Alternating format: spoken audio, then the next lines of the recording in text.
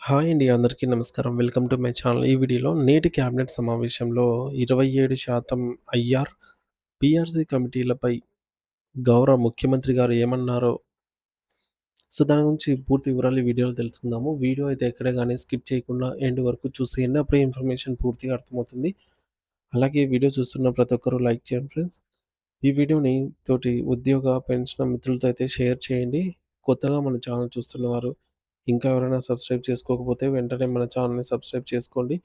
Subscribe చేసుకోవడం వల్ల నేను చేసే ప్రతి ఒక్క వీడియో మీ వరకు రీచ్ అవుతుంది. ఇక ఆలస్యం చేయకుండా వివరాల్లోకైతే వెళ్ళిపోదాము. ఫ్రెండ్స్, ఇక విషయానికొచ్చినట్టయితే ఆంధ్రప్రదేశ్ రాష్ట్రంలోని లక్షలాది మంది ప్రభుత్వ ఉద్యోగులు, ఉపాధ్యాయులు మరియు పెన్షనర్లు ఎంతో ఆతృతగా ఎదురుచూస్తున్న కేబినెట్ సబ్ కమిటీ సమావేశం మరియు అందులో చర్చకు రాబోయే అంశాల గురించి అత్యంత కీలకమైన వివరణ అయితే తెలుసుకుందాం. ఆంధ్రప్రదేశ్ ప్రభుత్వం సాధారణ పరిపాలనా శాఖ కేబినెట్ విభాగం ద్వారా వెలువరించినటువంటి సమాచారం ప్రకారంగా ఉద్యోగుల ఆర్థిక ప్రయోజనాలకు సంబంధించి 27% మధ్యంతర భృతి, ఇంటీరియం రిలీఫ్ మరియు 12వ వేతన సవరణ సంఘం 12థ్ పీఆర్సీ ఏర్పాటుపై రాష్ట్ర వ్యాప్తంగా పెద్ద ఎత్తున చర్చ జరుగుతోంది. మార్చి 30వ తేదీ నాటికి ఉత్తర్వులను అనుసరించి నేడు జరగబోయే కేబినెట్ సబ్ కమిటీ సమావేశం ఉద్యోగుల భవిష్యత్తును నిర్ణయించే ఒక మైలురాయిగా అయితే నిలవబోతోంది. గత కొన్ని రోజులుగా మీడియాలో వస్తున్న కథనాల ప్రకారంగా ప్రభుత్వం 27% ఐఆర్ ప్రకటించడానికి సిద్ధంగా ఉందని, దీనివల్ల ఉద్యోగుల జీతాల్లో భారీ మార్పొస్తుందని అందరూ భావిస్తున్నారు. ఈ వార్త రాష్ట్రంలోని ప్రతి ఉద్యోగి మరియు పెన్షనర్ ఇంట్లో ఒక ఆశను రేకెత్తిస్తుంది. ప్రస్తుతం సోషల్ మీడియా మరియు మెయిన్ స్ట్రీమింగ్ మీడియాలో బ్రేకింగ్ న్యూస్ పేరుతో సర్క్యులేట్ అవుతున్న వార్తల సారాంశం ఏమిటంటే, ప్రభుత్వ ఉద్యోగుల చిరకాల సమస్యపై నేడు ప్రభుత్వం ఒక తుది నిర్ణయం తీసుకోబోతోంది. ముఖ్యంగా 27% ఐఆర్ ఇవ్వాలనే యోచనలో ప్రభుత్వం ఉందని, అలాగే కొత్త పీఆర్సీ కమిషన్ ఏర్పాటుకు సంబంధించి అధికారిక ఉత్తర్వులు వెలువడే అంశం ఉందని సమాచారము. ఈ ఉత్కంఠభరితమైన వాతావరణం మధ్య అసలు ముఖ్యమంత్రి నారా చంద్రబాబు నాయుడు గారు ఈ అంశాలపై ఏమన్నారో మనం క్షుణ్ణంగా అర్థం చేసుకోవాలి. కేవలం మీడియా వార్తలనే నమ్మకుండా క్షేత్రస్థాయిలో ఉద్యోగ సంఘాల నాయకులు, ముఖ్యమంత్రిని కలిసినప్పుడు జరిగిన సంభాషణను మనం విశ్లేషించుకోవాల్సి ఉంటుంది. దీనివల్ల ఉద్యోగులకు ఒక స్పష్టమైన అవగాహన అయితే లభిస్తుంది. ఈ క్రమంలోనే ఏపీ జేఏసీ కమిటీ నాయకులు ఆలపర్తి విద్యాసాగర్ గారు మరియు ఫ్యాక్ట్‌పో చైర్మన్‌తో కూడిన ప్రతినిధి బృందం ఇటీవల గౌరవ ముఖ్యమంత్రి గారిని కలిసి సుదీర్ఘంగా చర్చించారు.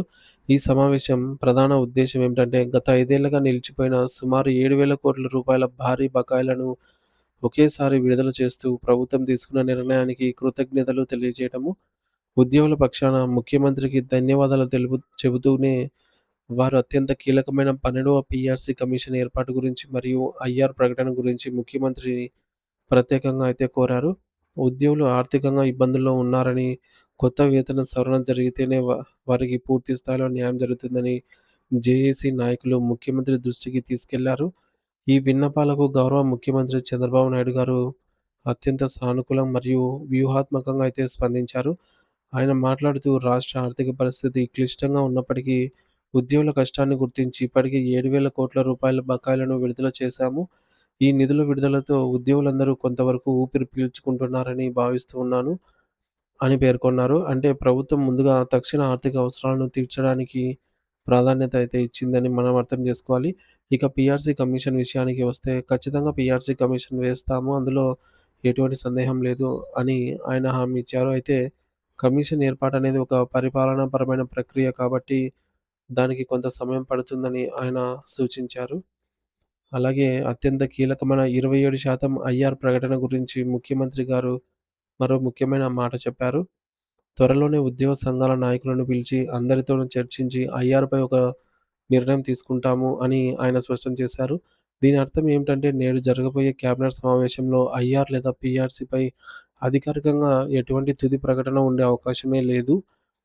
మరి ప్రభుత్వం నేరుగా ప్రకటించకుండానే ముందుగా ఉద్యోగ సంఘాలతో సమావేశమై వారి అభిప్రాయాలను తీసుకున్న తర్వాతే అధికారిక ముద్ర వేయాలి అని భావిస్తోంది. ఇది ఉద్యోగ సంఘాలకు ఒక గొప్ప గౌరవంగా మరియు పారదర్శకమైన పద్ధతిగా మనం భావించవచ్చు. అయితే ఉద్యోగుల ఆకాంక్షలకు మరియు రాష్ట్ర బడ్జెట్‌కు మధ్య సమతుల్యత దెబ్బతినకుండా ప్రభుత్వం అడుగులు వేస్తోంది.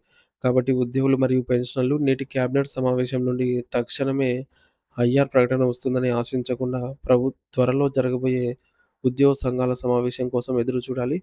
ముఖ్యమంత్రి గారి మాటలను బట్టి చూస్తే అది త్వరలోనే ఉద్యోగ సంఘాల నాయకులతో చర్చలు జరిపి 27% ఐఆర్‌పై ఒక శుభవార్తను ప్రకటించే అవకాశాలు మెండుగా కనిపిస్తున్నాయి.